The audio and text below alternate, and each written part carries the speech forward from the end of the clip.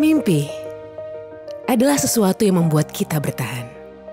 Sebuah pegangan yang membuat kita belajar menaruh harapan pada kemampuan.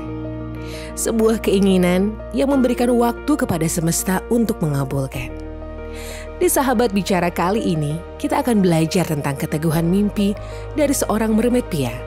Bagaimana seorang gadis sungai menjadi penakluk kerasnya kehidupan ibu kota dan meraih mimpinya dari indahnya cerita bawah air. Saya Cheryl Hatumesen. Yuk kita dengar Sahabat Bicara. Aku hari ini happy banget, welcome Mermaid Pia di Sahabat Bicara. Ya, terima kasih sudah undang aku. Didatangkan langsung dari dasar laut ya. Ya. Hari ini talk show-nya Between Mermaid dan Paus Biru. Secara sizing, gue gak ngerti nih kalau aku pakai ini kayak gak ada yang muat kak. Enggak, melar kok ini, kita melar 300%. Ya? Ini melar ya? Ada size-nya juga nanti. Aduh, nanti kita akan tanya-tanya soal mermaid yang sekarang kayaknya lagi booming banget. Iya. Tiba-tiba mendadak booming gila-gilaan gitu. But before that kak, cerita dong sebenarnya tuh kamu tuh awalnya apa sih? Emang diver atau apa sih? Iya, jadi sebenarnya kalau masalah renang, aku nggak belajar berenang karena aku besar di kampung. Waktu itu dari kecil memang suka main di sungai. Oh, kecil mainnya di sungai. Main di sungai, ya kan. Terus pas ke Jakarta pindah, kerja di kantoran. Pas di kantoran ngeliat tuh ada di Instagram lowongan buat mermaid. Katanya dia looking for underwater talent. Terus jadi itu kamu awalnya dulu kantoran pindah ke Jakarta? Iya. Nggak ada urusan berenang? Nggak ada sama sekali. Nggak ada sama sekali. Terus aku coba apply, kirim foto, kirim video. Aku kira underwater talent ya udah kayak bukan jadi mermaid gitu kan. Terus akhirnya tiba-tiba aku dapat email balasan katanya aku diterima. Kaget kan? Kaget. Kita ketemu sama klien, udah waktu itu masih di bawah agensi. Ketemu sama klien, akhirnya kliennya ada di situ, agensi aku ada di situ. Dari Rusia 1, dari Ukraina 1, dari lokalnya aku. Jadi kita 3. Oke. Sebelum buka Jakarta Aquarium. Jadi mereka udah settle lagi dulu untuk persiapkan ya? Iya, persiapan. Akhirnya pas udah jalan, kayaknya dipilih sama ownernya. Ya udah yang ini gitu. Lokalnya cuma aku. Sambil berjalan. Sebenarnya kita awalnya nggak pakai fins mermaid.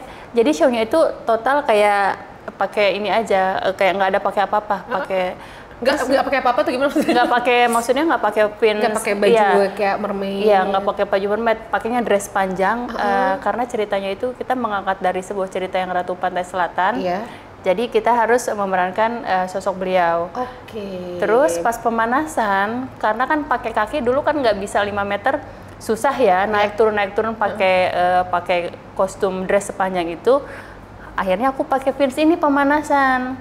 Nah, si director show-nya itu yang orang Australia tiba-tiba kayaknya kita switch deh gitu, kayak rubah deh katanya show ini jadi pakai mermaid aja, pakai ekor mermaid aja, bukan pakai dress yang menjuntai-juntai. Dari situ jadilah show mermaid yang sampai sekarang ada gitu. Jadi sebenarnya tuh nggak sengaja awalnya. Iya. Oh, tadinya itu ceritanya makanya namanya show-nya kan Pearl of the Sea ya? Iya, Pearl of the South Sea. South Sea, karena pantai selatan tadinya. Akhirnya di-switch jadi kayak gitu. Oh my God. Itu tahun berapa, Kak? Waktu itu tahun 2016. Jadi kita sebelum buka ke publik itu buka 2017, Maret kita 6 bulan ke belakang sudah persiapan. Jadi sebelum buka ke publik, aquarium itu sebelum kita tampil ada situ, jadi kita udah latihan di belakangnya gitu. 6 bulan. Gimana sih? Berat nggak sih latihannya? Dulu latihannya tahan nafas, yang pasti latihan koreonya juga tidak sembarangan karena kita waktu itu dilatih sama orang Rusia, ownernya yang datangin pelatih karena kita basic, spesial aku basic hanya bisa menahan nafas, nggak bisa yang gemulai atau yang lainnya. Kalau yang 2 itu, yang si Rusia nama Ukraina itu memang dia synchronous swim.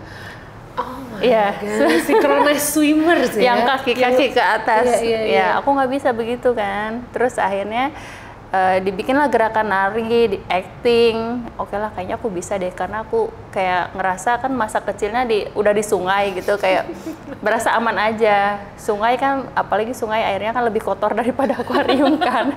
Jadi aku nggak pakai goggles, nggak pakai nose clip. Terus pas ngelihat ownernya suka, yang lain, si Rusia sama si Ukraina itu pakai nose clip karena si swimmer itu googles dan nose clip kalau orang sinkronis. Ditanya lagi, kamu bisa nggak buka ini? Nggak bisa. Akhirnya mereka sudah jalan 3 bulan, mereka dipulangkan. Akhirnya aku cari another mermaid untuk teman aku gitu buat show di Jakarta Aquarium. Ini anak sungai mengalahkan perenang-perenang import ya. Iya benar. Tapi itu maksudnya gini loh, aku pikir show-nya yang kalau teman-teman udah pernah datang ke Jakarta Aquarium kan emang udah saklek mermaid show kayak gitu. Ternyata enggak, itu enggak sengaja. Dan yang aku suka dari mermaid di Jakarta kan adalah beberapa show ya Kak. Iya betul. Di tempatnya Merpia ini kerja, mermaidnya itu seperti yang tadi Kak Pia bilang, dia tuh nggak pakai goggle, dia nggak pakai nose clip, jadi efek dramatisnya itu tuh kelihatan. Iya kan? Nah pertanyaan aku, gimana caranya buka mata di dalam air? Pertama sih awal kita kaget ya, blur gitu, tapi karena kita harus profesional, karena kita sudah di-hire sama klien, akhirnya kita belajar. Itu kenapa kita ada 6 bulan persiapan membiasakan buka mata di bawah air. Oke. Ya. Tapi itu nggak kelihatan kan? Nggak, sebenarnya kita kalau udah masuk ke air kita buta dan tuli. Jadi kalau yang lagi bikin lagi dada-dada sama penonton depan, itu mereka nggak lihat sebenarnya ya. Sesungguhnya ya nggak lihat ya. Oh gitu. Oke, tapi kan itu kan harus itu kan kayak ada dramanya kan, harus dengar kayak orangnya walaupun mereka nggak ngomong, ada kayak naratornya, musiknya. Itu gimana nyesuaiinnya? Soalnya kan musiknya kedengeran di dalam. Musiknya ada safety diver sebenarnya. Gimana caranya biar kita kompak? Iya, gimana? Ada satu orang standby, ini sangat berperan penting di sebuah show kita karena kita harus gerakan harus sama. Jadi kita ada punya secret ya.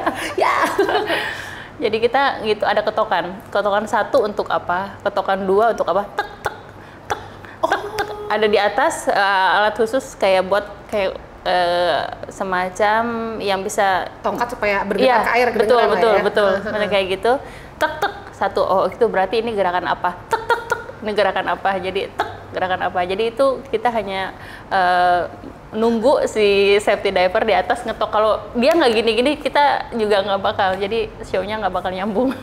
Oh gitu, jadi kayak dengerin Morse ya? Iya, ada kode Morse-nya. Aku pikir kalau misalnya kamu kan sempet naik ngambil napas kan ke atas, itu kamu udah tahu, oke abis ini aku ngapain gitu nggak ya? Jadi harus nunggu kodenya, walaupun lama-lama mungkin apal. Iya, tapi tetap harus dengan, kalau ada mermaid kan yang bubble kiss bareng, itu kita harus nunggu ketokan.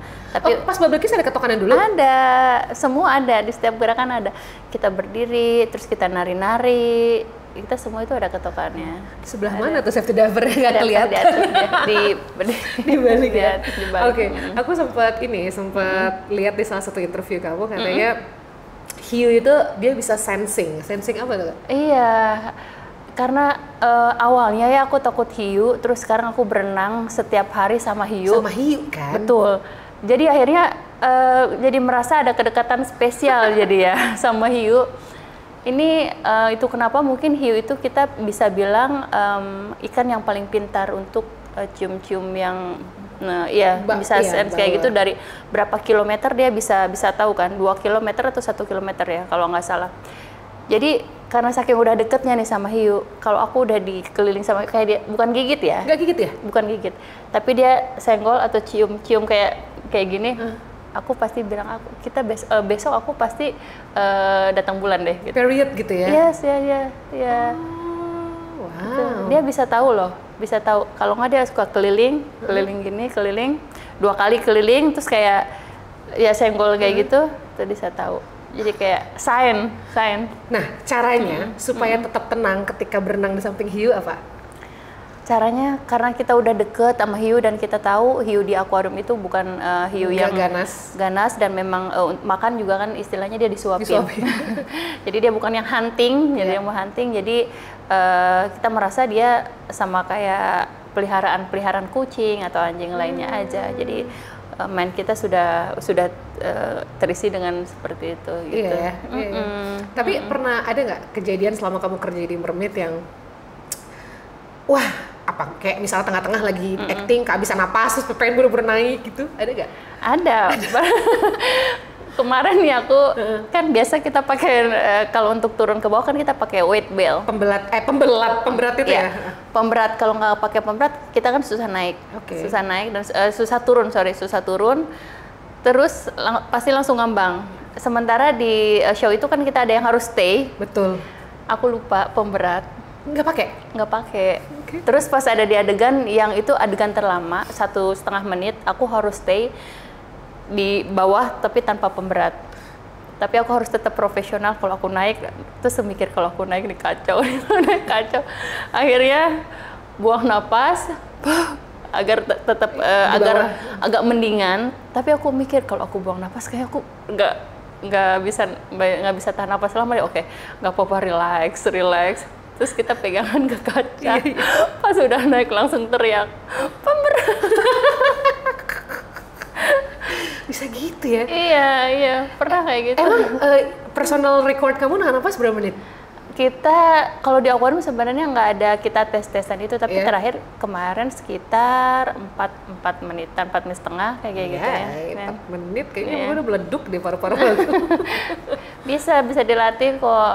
Oke, apa nih mungkin tips 3 tips lah atau berapa tips kalau pengen nahan napas di dalam air? Yang pertama apa? Yang pertama, jangan makan dulu ya. Kalau kita mau perform, kita biasanya meremeh-remeh semua puasa. Jadi selain tahan nafas, kalian juga harus tahan lapar. Ya. 4 jam sebelum perform kita nggak makan. Yang kedua, kita jangan minum kopi. Karena kopi itu akan menyebabkan heart rate kita naik. Jadi otomatis kalau heart rate naik, kita akan nafas kita akan lebih pendek. Yang ketiga, kita harus game sama mindset kita sendiri, relax. Harus feeling home gitu di airnya. Kita harus tahu sebenarnya ketika kita kontraksi, ketika kita merasa begitu, itu bukan kehabisan nafas. Kita harus dealing sama badan kita sendiri, itu bukan kehabisan nafas, kita harus tetap relax. Itu hanya sign bahwa kadar oksigen di dalam tubuh itu berkurang dari biasanya. Misalkan kadar oksigen di tubuh harusnya begini nih.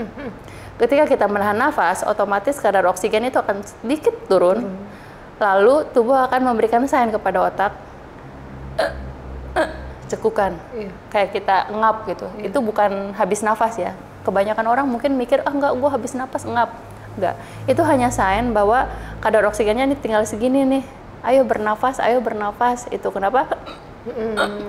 Dorong untuk kita keinginan untuk bernafas.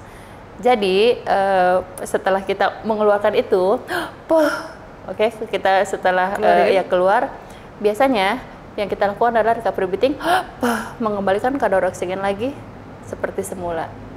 Harus dealing sama itu. Itu ya. Mindsetnya harus luar biasa sih, kayak lagi meditasi ya maksudnya. Iya kan? Betul. Bisa kok, semua orang itu mempunyai alat yang sudah disiapkan. Memang kita itu sebenarnya bisa loh di air. Masa sih ya? Kita pikir lumba-lumba, whale shark, napasnya pakai apa? Iya ya. Paru-paru. Cuman mereka biasa hidup di air. Mereka sudah terlatih, tapi mereka sesekali pasti ada ke atas. Karena kita udah biasa baru lahir ada di darat, jadi kita terbiasa dengan cara bernafas kita yang di darat. Tapi bukan berarti kita tidak bisa hidup di air dan dilatih. Ini teorinya benar, karena waktu kita masih di kandungan kita kan di dalam air. Betul, itu betul. Sebenarnya itu yang harus kita tahu gitu. Jadi itu dealing sama mindset kita, tenang gitu. Tetap aku takut. Itu kamu nyelam paling dalam yang free dive itu berapa meter? Waktu itu waktu pas ujian sih berapa ya? 30 kayaknya, 30-an, 30-35. Nah, itu kan masih equalizing. Yes. Nah, itu kalau kita lagi scuba, oke lah equalizing gampang ya. Aku kepikirannya ya udah gampang, terus habis itu tarik oksigen lagi. Nah, kalau lagi free dive equalizingnya sama. Iya, beda. Kalau misalkan kita lagi free dive, kita ada namanya equalisasi, ya ada Frenzel, ada falsapa. Tapi biasanya ada beberapa orang juga equalisasinya dia tidak memegang hidung atau Frenzel dan falsapa. Itu kita bilangnya gift dari Tuhan ya, karena dia dengan sendirinya badannya udah terbiasa dengan equalisasi, semua ototnya udah bergerak dengan sendiri ketika kita ada di air. Nah, yang paling mudahnya adalah ketika kita ekualisasi Frenzel, membesar hidung ini, kita pencet hidung ini, mulutnya ditutup, terus kayak kita ngucapin huruf K, tapi di sini, tapi jangan dikeluarin. Otomatis di sini kan ada pok, popping. Pesawat ya? Yes, itu pasti akan berhasil. Itu teknik kenapa orang bisa turun lebih dalam. Oke. Seru ya? Tapi sekarang kayaknya udah berkembang ya. Maksud aku si mermaid ini semua orang gila-gila mermaid nih hari ini. Terus tiba-tiba Kak Pia ini bikin satu bisnis. Yes. Bikin bisnis apa Kak? Sekarang Putri Duyung namanya, jadi aku ada sekolah mermaidnya. Nah, di sekolah mermaidnya itu sekarang kita ada produknya juga, produk Putri Duyung, which is yang sekarang aku pakai nih. Sekarang ini salah satu produknya Putri Duyung. Ini adalah baju mermaid. Awalnya nih sebenarnya karena di Indonesia kan belum ada. Aku selalu order dari luar dan murid-murid tanya, Kak mau baju mermaid dong gitu ya kan. Harus nunggu sebulan, terus kadang-kadang orang-orang bea cukainya lama juga, ya kan. Belum lagi pajak. Pajak itu pernah ada yang sampai 8 juta, padahal bajunya 2 juta kan. Sakit hati ya kan. Iya benar. Akhirnya ya udah aku cari desainer, cari penjahit, cari tukang print, hingga akhirnya nemu cocok yang ini beneran kamu desain sendiri? Iya, aku maunya seperti ini. Mereka gambar untuk aku dan aku bikin akhirnya. Karena ini kalau di air ya, dia flowy banget, bagus banget. Iya. Nah, satu lagi ini spesialnya ya di produk ini. Kalau dilihat bisa ada yang flowy gini, ini bisa menambah keeleganan ketika kita di air. Betul. Jadi pas kayaknya cantik gitu ya. Yes. Tapi sekarang kamu pernah ini nggak sih kepikiran, wah aku bakal besar dari sini atau punya uang dari ini, pernah nggak sih? Sama sekali aku nggak kepikiran. Sama sekali nggak kepikiran. Apalagi ini tuh bidang yang kayak ini kan sebenarnya kayak main-main ya, kerja tapi kayak main-main. Tapi happy ya? Iya.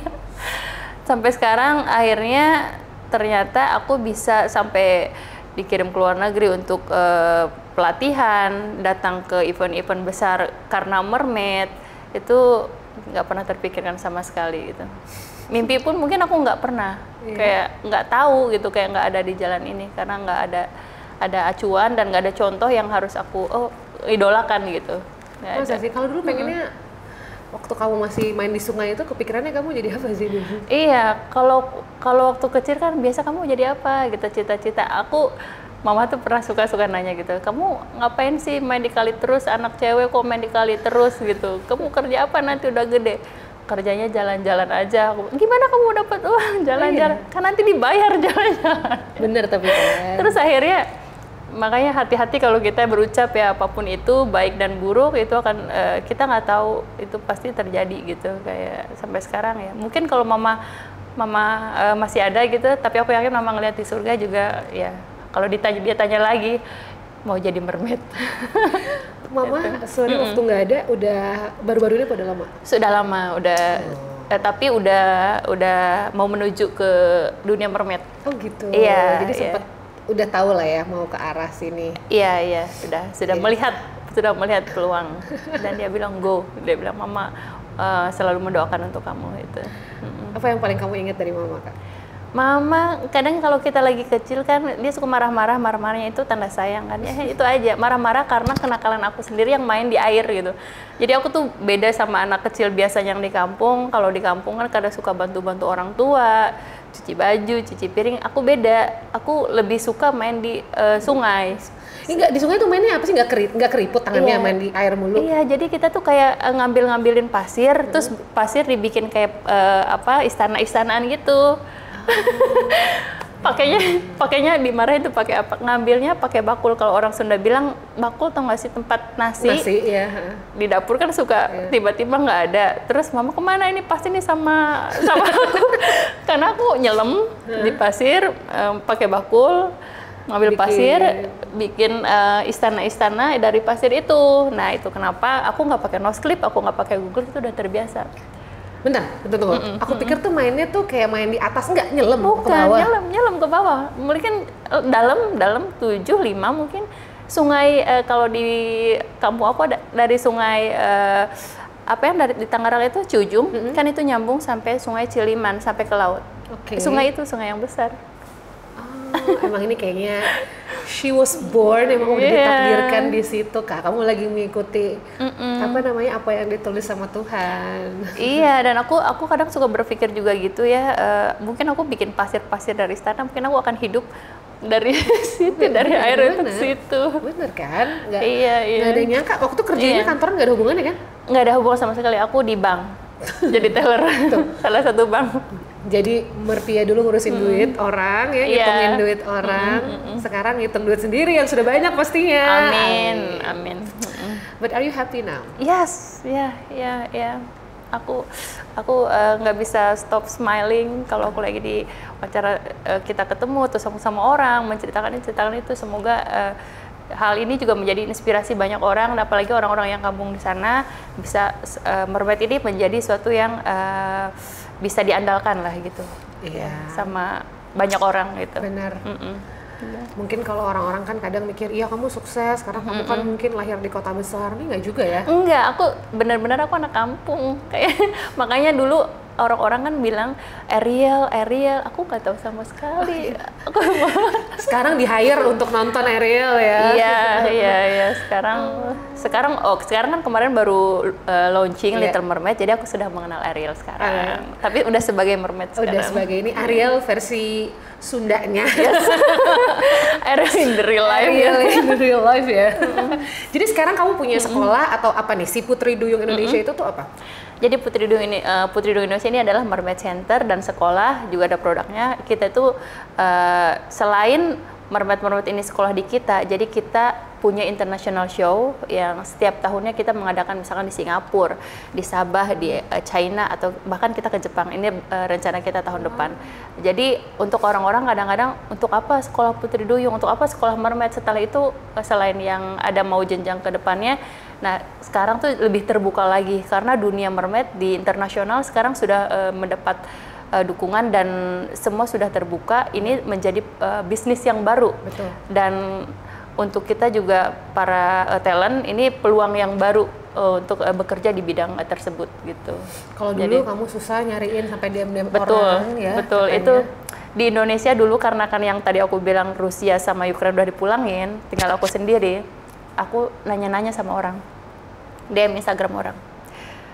Hai, salam kenal. Kamu mau ini aku akan kerja di akuarium. Dulu kan akuarium belum buka kan. Kamu akuarium. Iya, kayak aneh kan. Kamu mau nggak show sama aku jadi mermaid kerja di sini? Karena aku saking cintanya, jadi aku kayak aku nggak tahu malu gitu kayak ya udah gitu. Akhirnya ada tuh 4 kita show pakai ini gitu kayak aneh gitu kan kalau orang. Tapi karena aku kalau suka ya jadi suka jadi kayak akhirnya sudah dapat. Akhirnya 4 orang jalan-jalan sekarang malahan jadi tambah banyak. Sekarang mungkin aku nggak usah DM-in. Mereka yang datang ke aku secara langsung gitu. Sekalian pengen menjajal si mermaidnya. Jadi sekarang kalau mermaid kamu yang anak-anak murid kamu pernah tuh di Jakarta Aquarium? Yes, untuk perform. Untuk murid-murid aku udah banyak yang perform. Jadi mereka udah happy juga, jadi bukan sekedar cuman mermaidan aja. Dan ada beberapa juga yang sudah memang dia jadi talent underwater, kadang-kadang photoshoot atau model, untuk TV-TV, untuk iklan dan lain-lain. Sudah banyak. Wow, karena orang mikir gampang ya, kayak cuma berenang doang, enggak ya? Apa hal yang paling tersulit jadi mermaid? Hal paling tersulit yang pasti satu tadi tahan napas sambil kita harus terlihat gemulai. Tahan napas tapi tetap cantik. Iya itu susah, ya? Walaupun jidat kepentok sama kaca, walaupun kita buta ya kan. Kadang-kadang itu, tapi harus tetap nggak usah panik, harus slay gitu. Slay benar. Pernah aku lihat di show, ada mungkin kayak bukan kamu pas lagi bukan kamu, dia pas lagi gerakan gitu, terus ada ikan tiba-tiba lewat, tabrakan dong sama ikan, tapi dia tercantik loh, luar biasa ya. Ya itu yang paling sulit itu, kita harus di training seperti itu. Wow, happy banget sih. Tapi kamu kan sebagai seorang diver lah kita bisa bilang ya. Basicnya sebagai seorang diver, kamu sering menyelam di Indonesia di tempat-tempat yang indah gitu. Mana yang paling selama ini kamu, aduh ini bagus banget sih tempatnya? Favorit aku di Indonesia ya dari Bajo, Wakatobi, Alor, Banda, Raja Ampat, Bali. Favorit aku semua di antara itu adalah Banda. Banda Neira, Ambon. Ya, tapi untuk ke Bandanya, kalau di tempat lain nih, misalkan kita di diving di Bali, 5 meter kita udah kelihatan karang, ikan dan lain-lain seperti biasanya. Atau enggak kalau kita diving wall dan karang.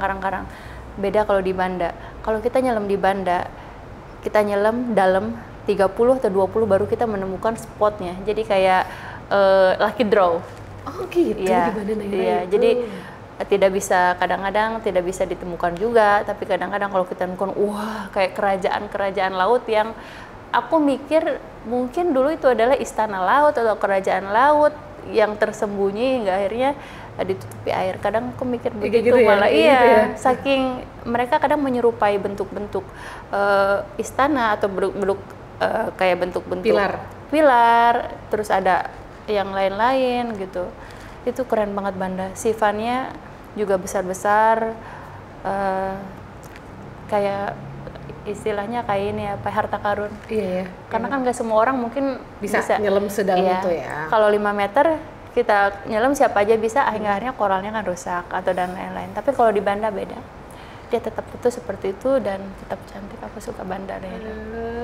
Jadi kamu ngeliat sekarang kadang aku kadang sedih ya. Ini mungkin di sekitar Jakarta nih, lagi ke salah satu pulau yang deket sini, terus pas balik kita ngejauh dari pulau, terus pas balik ke arah Jakarta itu sampahnya Kak. Iya, itulah makanya. Aku nggak ngerti itu dibuangnya, maksudnya aku buang sampah itu ke laut apa ke sungai apa gimana sih gitu kan ya? Apa sih Kak yang menurut kamu? Kamu kan melihat nih keindahan bawah laut yang akhirnya kamu buat, ayo dong jangan kayak gitu karena itu semua mempengaruhi kan? Betul, sangat mempengaruhi, banyak sekali mempengaruhi, apalagi untuk biota-biota lautnya. Terkadang kita buang satu sedotan, itu mungkin bisa mematikan kura-kura yang dia sudah biasa hidup 150 tahun. Kenapa bisa gitu Pak? Kura-kura dan ikan ini semua dia tidak bisa, kadang-kadang hiu dan lain-lain itu dia tidak tahu bahwa itu makanan atau bukan.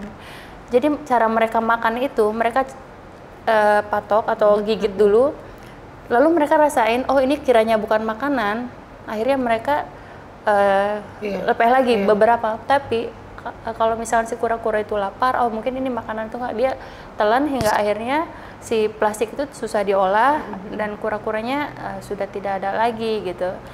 Nah satu lagi yang hiu itu tidak tahu dia makanan atau bukan.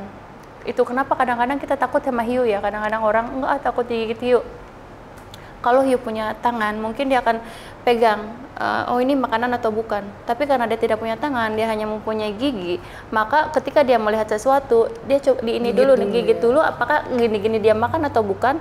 Kalau dia bukan makanan, dia pasti dilepas lagi.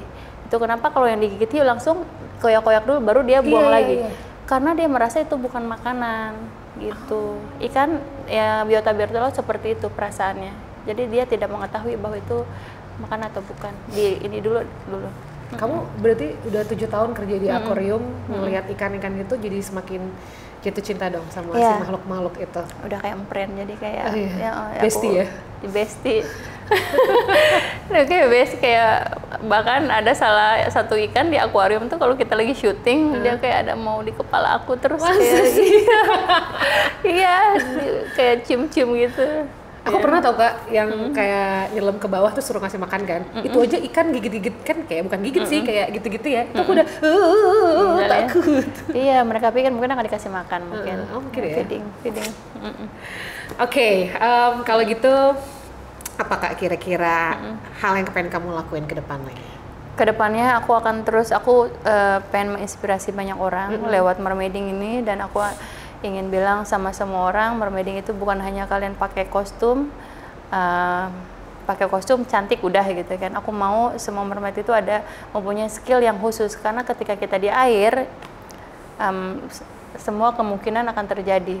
Karena kaki kan kayak diikat, kita udah nggak bisa lagi kayak kemana-mana. Aku akan semua orang agar bisa lebih tahu safety-nya dan kedepannya mermaid Indonesia tidak malu-malu lagi untuk kadang-kadang orang kan masih malu nih, enggak aku masih malu apalagi untuk cowok ya. Mungkin kita masih pikirnya kalau cowok jadi mermaid yang agak gemulai gitu, iya, padahal gemulai. Juga ya. Padahal kan nggak juga. Aku pengen semua orang tuh lebih terbuka dan lebih menerima mermaid gitu. Semoga ya. Amin dong Kak, amin.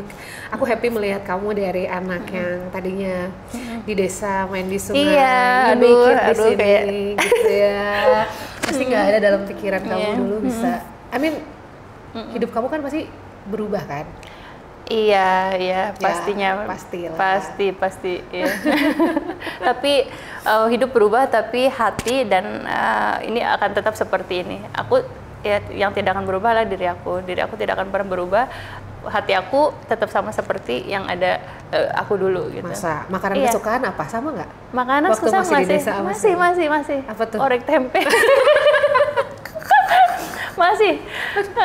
Bayangin mermaid makan orek tempe ya. Sambil ngariung gitu ya. Orek tempe suka. Orek tempe ya. Iya. Good luck for your life. Ya, thank you so much. Sukses terus. Semoga makin di internasional semakin Indonesia tuh bisa menjadi yang diperhitungkan lah mermaid. Betul. Karena sekarang kayaknya udah ada, kalau nggak salah muridnya ada yang umur 61 tahun. Ada. Dari 3 tahun sampai 61 tahun ada. Oh, 3 tahun? Iya. 3 tahun ada. Yes. Oke. Bentar aku ikut ya, tapi nanti aku diet dulu. Thank you Kak. Iya, makasih banyak udah undang aku. Sama-sama. Dan semoga di sini nggak ada kolam sih, kalau ada kolam langsung renang dulu ya. Langsung pulang aku pakai ini. Iya. Bye bye.